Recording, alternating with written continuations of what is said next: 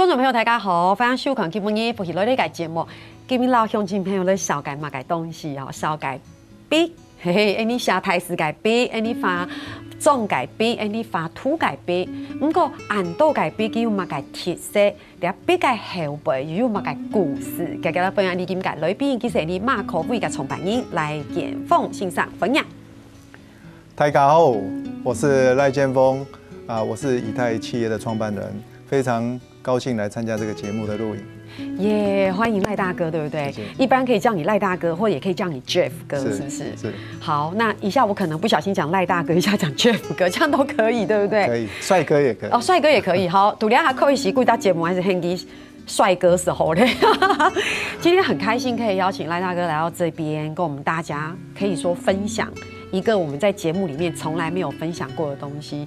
像你所有改兄弟朋友不是看过，为什么现场要有这么多的笔？而且这个笔呢，也不是我们一般像什么圆珠笔啊、铅笔，这个笔的每个前面都有一个我们所谓的像毛刷的东西，所以统称我们可以说毛刷。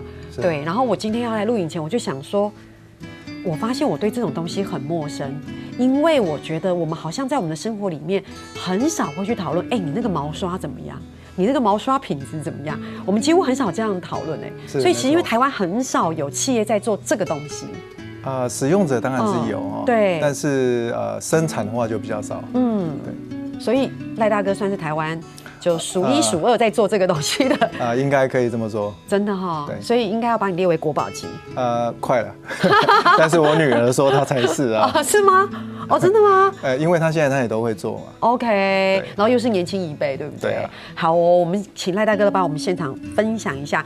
而且我附一中改 tip 真的很特别，因为一般人都会讲你小个安用改笔，你觉得很特别。我先从我这边开始好了。好，你看可以看到很金光闪闪的，好像很适合女生的，可能是美甲的东西，或是对美甲的。是。然后前面这个看起来好像很你把重改。对不对？涂在脸上的，对不对？好，然后那边感觉上又很有气质，好像是画画的。这边是画画。对，然后后面那个又很特别。这个是用在制作假牙的。哦，假牙的。制作假牙。是，所以你们想想看哦，我们桌上这么多的笔，可是竟然有从假牙，然后到画画，然后到化妆，再到美甲。是，那你可以帮我们简单的分享一下吗？好，这边呢，它外形上比较亮丽，是这个是主要都是用在美甲。OK， 那当然也没有规定说你这样的外形不能做在其他地方，当然也是可以。但是这个族群他们就特别喜欢比较华丽一点的外形。对，那这边是属于是化妆。是，那这个当然就不是大家早晚刷牙的那个。牙刷，对，牙材刷，它是齿模技工在制作假牙用的，堆叠用的一个工具。那这边就是我们画画的，对。那这边当然它是比较特别，这个是跟我们非常著名的这个水彩界的老师一起合作，联名 ，OK。这位是谢明昌老师，是。那他会就是在我们开发的这些过程当中呢，他就会帮我们去做一些。笔刷的一些测试，哇，好棒哦！对，你看说到说到笔刷的测试，大家兄弟们会觉得说什么叫做笔刷测试？而且为什么要请到这么有名的、知名的老师来帮我们做测试？我们等一下会有机会先聊到。不过我在现场有个笔，我要特别借我一开始的见到大概都小改一下，就是你前面的那3支。这样子是那3支笔，那3支笔很有特色，你可以帮我们分享一下吗？这个是我把它取名叫奇峰笔。对。那我自己觉得是个突破，也是个创新，是因为怎么说呢？实际上呢，西画笔，我是从我爸爸那时候开始就跟着学，跟着做，对，我们做的都是干式做法，西画笔是干式做法，毛笔呢是湿做法，但是呢，我前几年去学了毛笔之后，对。就认为我可以用干式做法做毛笔，所以很创新对，它跟传统的毛笔是不一样。那我可以以一个门外汉来举手发问一下，所以那支笔它看起来很像毛笔，又很像水彩笔，所以它可以画画。可以。它又可以写毛笔，可以写毛笔，是真的可以，真的好像有2种功能的感觉。当然是可以。哦，你看我真的为什么会说我很害羞问这个问题？因为通常对我们来说，这样的工具其实就是分得很清楚。有画家拿就水彩笔，然后就是写毛笔就是毛笔这样。可它2个都可以啊。这里头有一个最重要的，它是因为毛的排列，因为毛笔的毛的排列，它是毛尖是齐的，对对对，它借由毛的长短不同去排列出毛笔，对啊，细画笔是借由毛尖排列整齐，是形成那个聚合，那不就等于冲突吗？现在听起来这2种排列是两种毛的排列是不一样，对对，可是竟然可以做出一种2种都可以使用的笔，我是用干式的做法去做毛笔的毛的排列，对啊，所以。你看，听到这边台大师会起头讲，哇，这为什么今日提别了小改笔？为什么今天要特别介绍？就是因为这真的是我们很难想象它背后有这样子的一个制程跟这样的工序在里面。不过，因为我有看过，就是赖大哥的一段治疗，它里面讲的就是说，其实有时候我们回到商业的机制来说，这种东西本来就还是会有一些竞争，是你不一定是国内竞争，一定跟国外有很多的竞争，对啊。但是你要如何在这边异军突起？异军突起就变成是这个品质的要求，消费者是很挑的，对不对？消费者，这跟吃东西一样啊，这餐厅不好吃，我就不会来第2次。没错。所以好像你的座右铭是这个，你要给人家，我们现在很俗称、不落俗套的，就是 CP 值要很高。CP 值要高。对啊，CP 值要高，又要能够掌握品质，这很不容易实际上我不是第一个做毛刷的工厂，是在我是2006年开始创业。实际上在当时已经有很多的毛刷厂存在这个市场上。那我要在这个市场上存活下来，实际上我是必须要有我的特点。如果没有的话，我如何能够？而且大陆厂这么多，对，是不是？对，所以我主要的就是诚信，还有 CP 值要高，对，因为我必须要做到物超所值，对。可是那这样子的话，就是因为我们知道，其实像是日本或德国，他们也是有很多这样的一个这样子的产品，所以感觉上就是好像你的价格要能够赢过，比如说我们刚刚说中国那一边，因为它有可能是价钱压得很低，但是你又必须在价钱上面能够取得优势，那品质又要赢过人家。对。其实我在刚开始成立这个公司的时候，那时候是选择从牙材刷开始介入嘛，就是前面有一个假牙的摆在那边，好像跟其他东西都很不一样的那个牙材刷开始。对。那当时就是考虑到，就是因为那时候的厂商基本上就是日本，就是德国，那他们的单价就是很高。对。那所以当时的心里所打算的就是，我可以从这个地方去切入，因为它价格他们很高，那意思就是我们可以有比较好的利润，对，就是从这个地方开始切入，我提供给他们一个合理价钱、合理品质的刷子。对，我觉得今天除了跟大家介绍这些故事，我们还会有很多赖大哥创业的故事。我觉得有一个很有趣的地方，今天一定要跟观众朋友分享，这叫做基础知识。一支好的毛刷，其实手工制作是最重要的。是吧？对不对？对。为什么？因为在目前为止，就是我们没有办法去经由机器去处理它的毛尖、毛根的这种对齐的问题。对。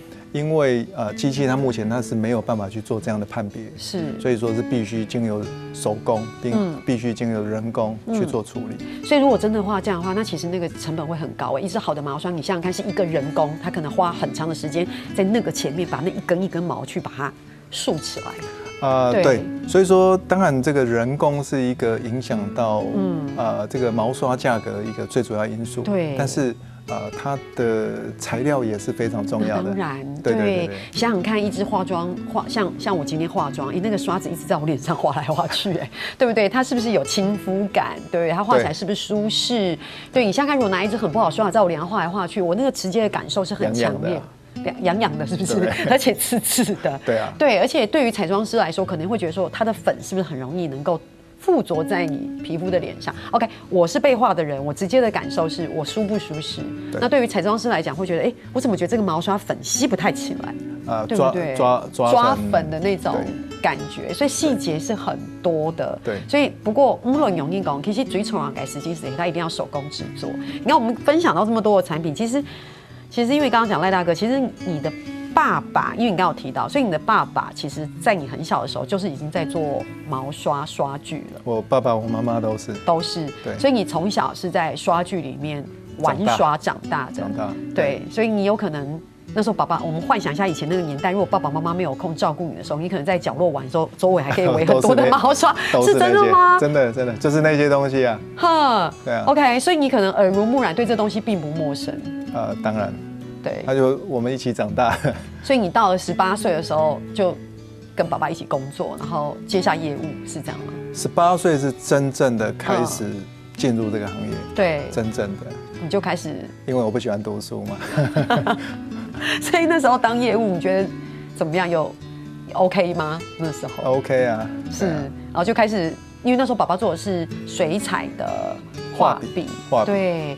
后来，但是大家会觉得说，你知道我们人一半因了一种起家熊都会是黑马改嘞，就是赖大哥会觉得说，哎呀，那你就是承接父亲的一切嘛，就是你就是所谓的第2代嘛，我们会直观上，可是事实上完全不是哦，没有，完全没有。后来就做别的，然后爸爸就离开台湾去中国工作，是这样吗？在当时是这样子哦，就是那时候我爸爸在我们解严之后，对，曾经试着想要到大陆，去发展，对，过去一段时间，但是因为本身体质也不是很好，是，再加上对那些法令也不是真的非常熟悉，所以说去了没多久，实际上就把钱都亏掉了。对，那在我来讲，那时候算是也必须还是要工作，还是要生活嘛，所以说也有找了一些其他的一些工作来做，算是很低潮的状态。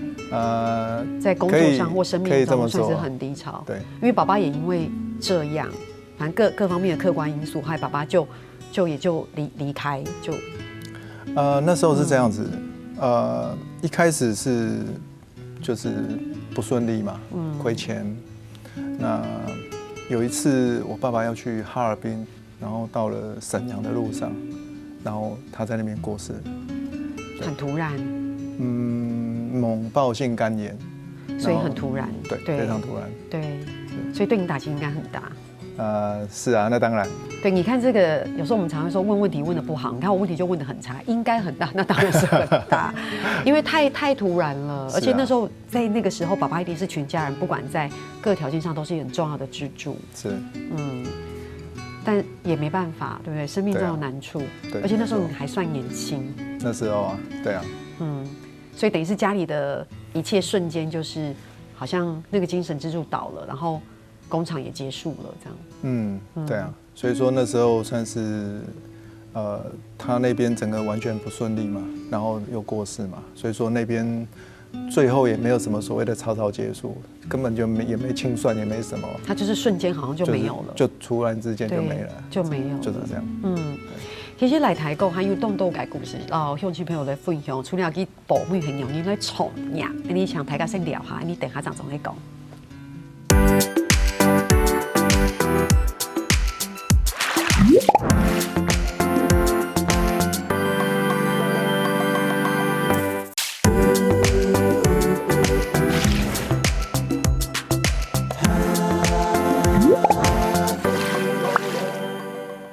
上台节目讲到来台购改爸爸赌中国改片，其实亏共冲，可是因为在一个你没有想到的状况下，可能就反正他就突然间好像归零了，然后父亲也就很瞬间就离开了，其实带给家里很大的冲击，当然对赖大哥也是，所以我觉得这个你用直观去想象，就会知道你的人生一定进入了一个低潮，对，然后这个时候我们就会说有多低潮。对不对？能够有多低潮？对，能够有多低潮这样子。是，跟大家分享一下吗？对，好。实际上之前曾经去找了很多的工作，是，也尝试过。那这里头包含去当送货的司机，那卖过银饰品，在网络上开网络商店，那。还有一个比较重要的是卖面，我觉得卖面对我的人生的影响是非常大的。我跟大家分享一下卖面的过程啊。其实我跟一般的大男生当时是很像的哦。我从来没有下过厨，但是突然之间，我想我必须要自己去创业的时候，我不知道我要干嘛。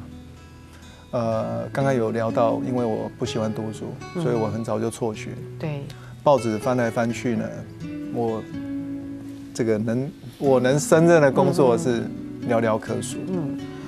那当然那时候曾经考虑卖面嘛，我从一天卖大概是600块左右，是经过半年左右的努力，对，我一天大概可以卖1万左右。你很会做菜耶，是不是？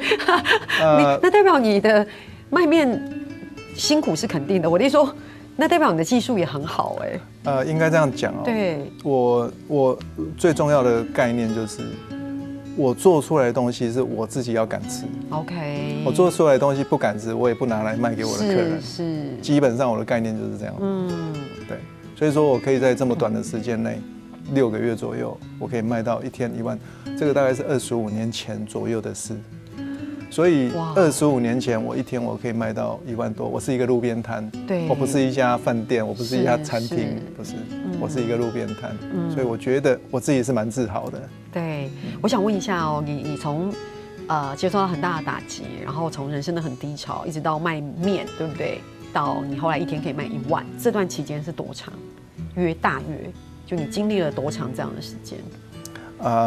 这当中啊，对，这当中很多年，对，这很多年可能就像刚刚赖大哥讲的，可能去送货啦，对不对？然后你可能很多我们能够想象能够谋生的工作，你都有去尝试过。最后一个是卖面，对不对？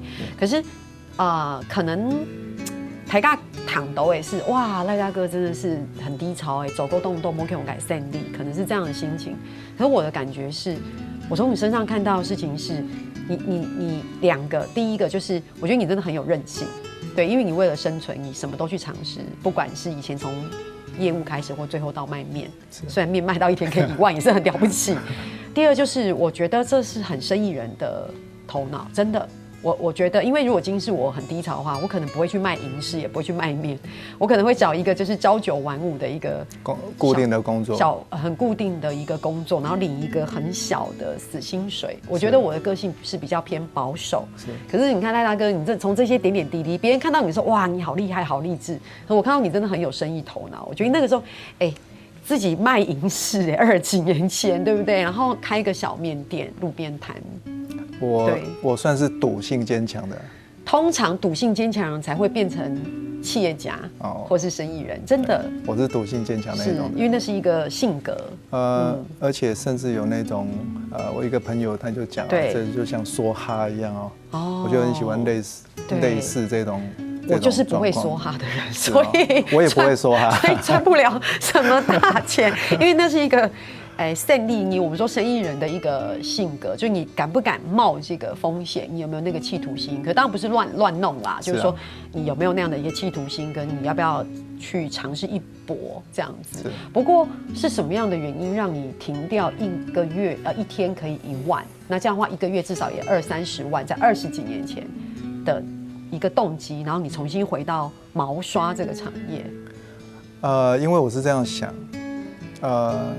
因为毛刷是我最熟悉的工作。对，你小时候就在刷中里。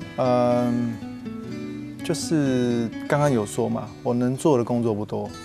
虽然卖面是感觉上好像不错吧，哈。对，赚很多啊。但是我觉得那还不是我想要的。是。所以在后来才会有重新再进入毛刷这个行业的念头。对。当然，当时要进入再回来这个产业，当中也发生了很多事情。因为这里头也必须要跟我太太要沟通嘛。对不对？这个就像说哈，我如果这次失败了，我年纪也不小嘛，在当时我大概40岁，是，那也没有多少钱。那如果失败了呢？你之前的累积又归零，又没了。所以我就跟我太太说，假如失败了，那就表示我们各自要出去上班，是没办法了嘛。对。可是最后太太还是支持你啊。是啊，算是非常的相信我吧。对，这种感觉有点跟老婆讲说，我们把所有卖面赚来的钱，现在要全部拿来重新投资，因为我觉得这是一个人性很大的一个抉择，因为不管卖面你喜不喜欢，可是至少在经济上面感觉上是一个已经好像可以稳定了，而且可以还不错。可是你有可能要重新拿去创业，但你不确定会不会成功。是，而且听说你创业还不是从爸爸你对毛刷熟悉，但是并不是从爸爸的那个你当时当过业务的那个毛刷，你是从牙材刷，一个大家没有想到那个跟有关的那个牙材刷开始，对不对？他讲起来这些东西实际上都是很像的哈，但是最重要的是当时是没有客人的。我知道是一个就是你做别人没有在做，别人没做的，对不对？对，所以说当时是这个企业刚开始的时候，它是从零开始，零客户，是，所以说这个也是我非常自豪的。对，一般的公司、一般的企业基本上不会去做这种事，因为你没有人可以去依循嘛，对，你得是从最前端开始嘛。对，一般人他们会做比较保险的事情，他们会，我先有了几个基本的客户，能够维持我正常公司的运作，对不对？然后我才敢去开这个公司，我才敢去开这个工厂。对，但是当时我没有，这一点我非常的自豪，我跟别人不一样。我觉得，身为你的老婆，如果你要从面到重新创业，如果是做大家熟悉的，你有一点点安全感的，我觉得他心脏已经要很强。但是你跟他讲的事情是，我们要做一个我们从来没有做过的，所以你等于是把所有的钱重新，你就先买了机器，先买了工厂，然后找了员工，然后进货，然后没有订单，你到底是有怎么样的心脏安泰呀，可以去做这样的事情？你要一般我们回到这个美刷，好像你一般要做这样的一个美甲行业，我至少先知道我已经有一些很零星的客户了，只是我现在要成立一个小工作室喽。那客户你们来我这边，你不是你零是不是？真的是零。当时我找了一个厂长，对。那他本来是很开心，他说：“Jeff， 你现在有多少的客人啊？”我跟他说没有，一个客人都没有，他脸都绿了。对，我还来当厂长，然后我没有订单。不过好，因为你说06年创业嘛，然后你去参加了一个国外的展览，对不对？然后就接到了一个小订单。就是从那时候开始其实那次的展览也很特别。对。那次的展览在整个会场里面，他们从来没有看过一家这么专业。只有卖刷子的一个公司，是没有人看过这样的一个公司，在这个产业是，所以呢，当时我连挂在墙面上的所有的样品，对，全部都被扫光了，除了接到一些订单，连我那些所有的东西全部都扫光了。对，所以你很有远见呢，我觉得。对，这是获得小小的订单。不过，我觉得这一段节目要特别跟观众朋友来分享，我觉得这算是一个有趣的小故事。我们聊到赖大哥的创业低潮艰辛，其实。一个人生的故事怎么会是在节目里面3言2语就可以讲完的？不过有一个铁到台高的副英雄，就是有一次赖大哥好像要去俄罗斯是吗？谈生意，对不对？老兄亲朋友来讲一下，他那一次真的大家都笑他，为什么？笑他用苦肉计赚到了一笔订单，是这样吗？赶快这个时候澄清一下。澄清一下对。实际上这个是这样子，我在2006年成立嘛，那。在当时算是不放过任何可能的机会，是所以那时候有一个俄罗斯客人对来询价，那因为我当时的判断就是这应该是一个不错的客人，那时候就跟他们约时间，争取到跟他们直接碰面。为什么要直接碰面？刚刚在前面我们有聊到，这些大陆厂商，他们就是价格优势，我的东西呢一定会比他们贵。但是往往你只是眼睛这样子看，你没有办法去辨别一支笔的品质好或不好，你没有办法辨别出来。这个是必须要时间去验证。对，使用嘛，你必须使用。但是以我当时的状况是，我没有办法等待。对，我如果能争取到机会跟他碰面，我可以当面跟他解说。对，甚至我可以直接的测试给他看。所以说我争取到了，非常幸运。对。那时候我如果没记错，应该是我定了5天，在俄罗斯的这个时间。对。那2007年初我就去了嘛。对。好令人期待。对，我也很期待啊。对。结果去到那边呢，我肚子连续就痛了3天。前3天就痛。完全的瘫痪，我完全的动不了。是。其实他们对我很好。我一到，然后他们就把我带到度假山庄里面去，准备说，先让我玩一下这样。是。结果完全没有，我那3天就是完全的躺在床上，什么事都做不了。好浪费哦，感觉上好像可以稍微谈生意，或者是看一下那边的风景。对啊，我就在说那些俄罗斯人一定在想说，这个人是来干嘛的？对，因为要来做生意，有没有先假装肚子痛？对，然后先用苦肉计躺3天，然后看他可怜这样子。对。结果呢，后来没办法，就把我带到很大的医院去做检查。对。但是也没检查出什么东西，就是也不知道到底是为什么。但是本来是在度假山庄，回到大都市嘛。实际上我那时候在车上是哭得稀里哗啦，因为真的是非常的痛。对。又加上我又想到我老爸，想到我爸爸。因为我爸爸是在沈阳过世，那我当时心里就在想，难道我也要客死他乡吗？难道我就要死在俄罗斯吗？对啊，所以在那段时间就是有那种感受，对，而且一个人，对，没错。结果呢，后来检查了也没事。结果那个俄罗斯人非常的快，对，他们就把我抓回办公室，好好来跟我谈生意，别再肚子痛了，因为再来晚上就要走了，所以生意就谈成了。我那次也算蛮幸运的，我那次接了一张几千万的订单，哇！所以从一个很小很不稳定的一个公司，然后开始了有一个公司整个的改变，所以有人说你这个是叫因祸得福，也有人说是因祸得福，也有人说这是苦肉计。但是这里有一个重点了，对，如果肚子痛就要痛3天，如果只是痛1天就没有用。理解，所以你可能躺来到关富英雄，其实做生意，其实这中间艰辛过程，我们很难真的用心去可以完全的体会，因为只有你自己心里知道，所以没有这么简单。还有某个故事，大家先聊下，你等下再来讲。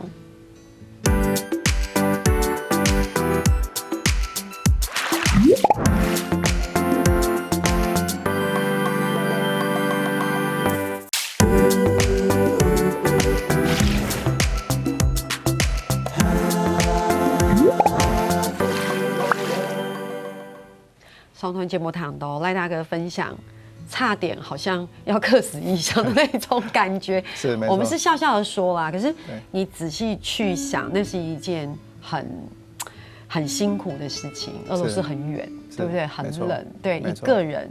然后语言又不一定绝对的通，对，去看医生还不知道怎么跟医生说，然后你不知道自己身体发生什么事情，然后你会很无助，然后你又有一个肩头上有很沉重的压力这样子。不过太好了，最重要的结局是我们接了一个几千万的订单，对。那对 Andy 改的冲了一拱，就是除了这个公司接到订单，可是事实上也是将我们台湾的产品在国际上露出。我觉得这件就是觉得一件很光荣的事情。我觉得台湾是一个很奇妙的地方，常常觉得自己这个小岛很小。可有时候讲到一些你不知道的产品的时候，竟然我们名列前茅，就会有这种感觉，就会突然觉得好像很荣耀的那种感觉。对，不过接下来就是跟这个你谈生意比较无关，我们来学一下俗谚语。老古谚语，好，这是客语字啦，我念给赖大哥听哦，太为难你哈。毛扎铁狗改善，毛挑赌狗改好。你可以略猜到他的意思吗？没有没有一个爬不了的山，没有一个过不了的河。对，这是以前人留下来的老古言语，其实意思就像你一样，就是说你经历了生命中很多的低潮，然后再创业，其实没有什么你克服不了的困难。对，想说在这边用2 kg 5年1来鼓励大家，但事实上我也会觉得以前人真的很厉害，真的没有一条，应该有些河还是渡不过吧？我觉得是不是有些山应该还是很难爬？但是这是一个形容啦，就是说其实我们有时候意志很重要，有时候不只是力量，还有那个坚定的一个意志，才可以去累积一些专业。那今天有没有学到我们这个哈嘎宁客家人留下来的肉骨演仪？有没有觉得你也是这样的精神？有。非常像是那种刻苦克难的那种精神。对，不一定是客家人哦，我们讲是说很多在这里面就是辛勤耕耘的人都一定是这样的精神。好，我哋一起改锣鼓演绎哦，冇扎黔五改善，冇挑土五改好，这就是有学到哈。等一下你要练一遍吗？你要练一遍吗？好，你跟我练一遍好了。冇扎黔五改善，冇扎黔冇改善。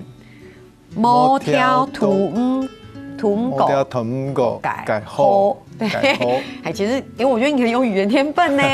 我觉得下次要准备难一点来考赖大哥才可以哈。不过，上段节目都在谈到东东赖大哥的一些生命历程跟故事，然后我们也认识的产品，然后我们今天要讲一个好有趣的事情。对我们看这边为什么要摆这个哈？那这边有美甲刷，我们讲一个小故事好了。我们先从这里开始好了，好不好？就是这个其实是你测试画笔的过程的一个，就由你请画家来测试的一个过程，对吗？是，比如说这个笔好不好用，你是这样测试的，看画起来的感觉。这个是这样子哦。刚刚我们在节目最前面，我有简单说了一下，你会跟老师联名啦，对，测试。对，比方说我们现在要开发一组新的功能的笔刷，对，那我们就会去寻找这一种画风的老师。那比方说这一次我们开发了这株笔，对，它是需要比较硬挺。是，它的特性就是需要比较硬挺。它在一些水彩的技法里面，它有一些涂啊、洗啊的那种比较耐磨的这种特殊性。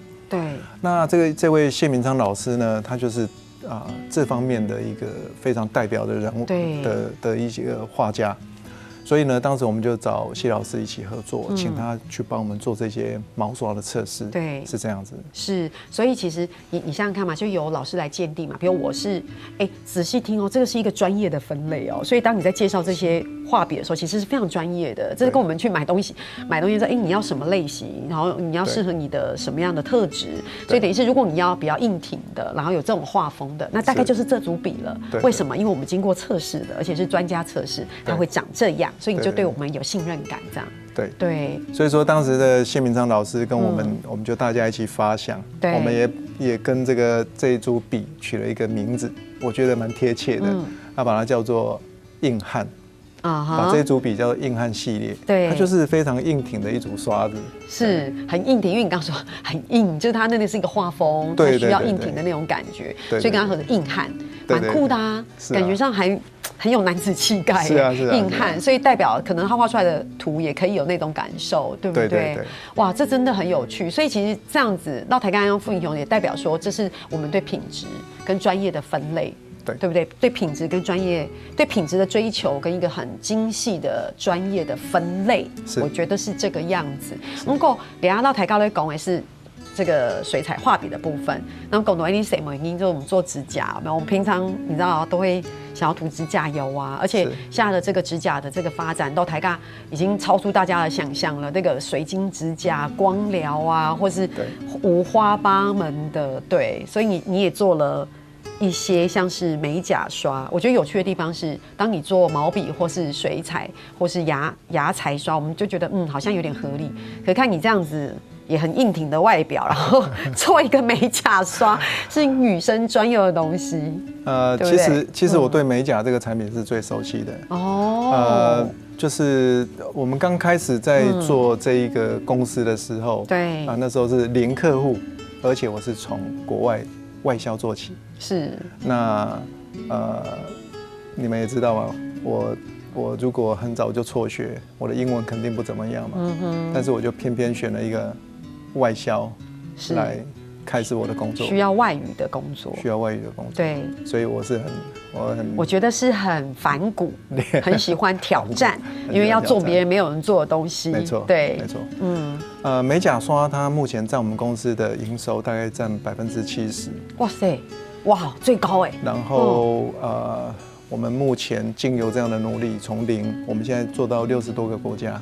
哇，对，所以美甲对我个人跟对我们的公司来讲都是非常重要的。对，最关键跟最宠扰感嘿，他当时给大家走一些是自己。你的指甲是自己测试，自己每天都在画自己的指甲，因为没有人要当你的模特儿，没有人敢，没有人敢，是不是？老婆也不肯，她也不肯。为什么？竟然不肯？然后你自己每天这样，你会这样出门吗？有时候，有时候会。哇，那别人看你的眼光，你觉得你很特别？是啊，在当时啊，当然会，对不对？10几20年前，对，是啊。也是，因为我们对美甲认识也是这10几年，我们才疯狂的想要去在指甲上面做一些很疯狂的改变，这样子。以前就是比较老实，就是涂指甲油这样。所以说我对美甲的接触算是比较早的。对，就看得出你对这个，我们讲一下哈，赌徒性格，然后敢冒风险，对不对？然后喜欢做别人没有做的，然后找一些，然后从最前端的创意开始，对，都可以看到你整个人的性格集中在你的身上。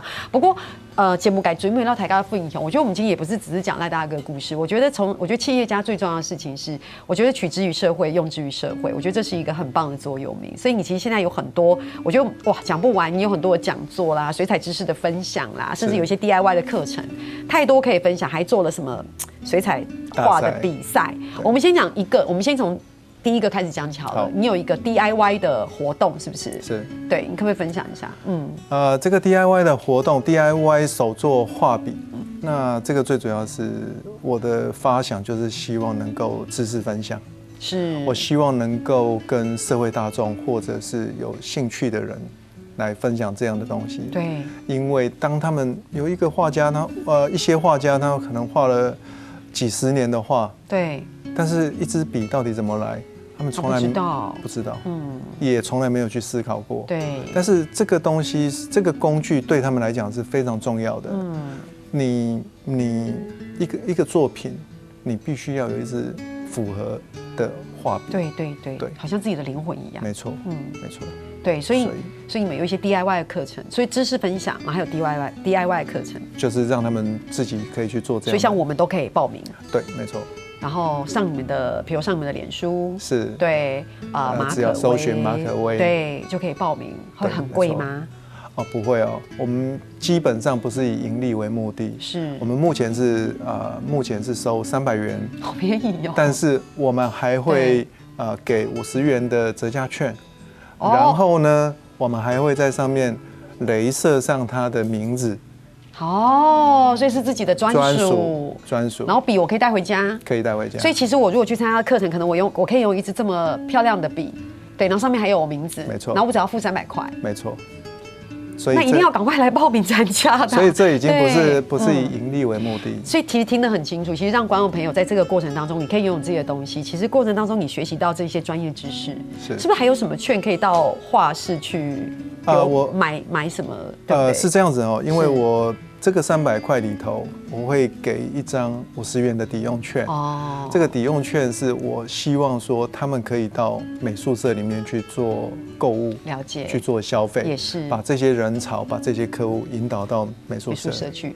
水妹，然后台高的副英雄的黑马盖雷，那就是有举办一个水彩大赛，是对不对？我有办了一个马可威水彩大赛。那最主要就是希望能够提供这样的平台，让这些喜爱绘画艺术的这些人，他们有一个可以展现自己能力的一个地方，而且有奖金哦，奖金很高啊。我们今年的奖金，社会组的首奖是10万好高哦。但是我觉得我办这个比赛里头，还有一个更有意义的，就是我特别有一个幼儿组，是，我们从国小、国中、高中、大专社会都有了以外，我另外有办了一个幼儿组，因为我认为艺术这种东西，你必须从小开始培养。对，而且我觉得这也是一个美学的培养，各方面条件的培养。没错。其实今天很东方伊走在绕墙的来台购来到节目地图绕台高的分享机，爱用什么大表从了解故事，其实还有好多故事没有讲完，我觉得我们下次再来说，好不好？好。对，所以今天非常谢谢赖大哥来到这边，好，谢谢，谢谢啊！也希望你观众朋友今日听我嘅故事，其实收播动态，天天下来要发育嘅谁代言，大家听错一看哦。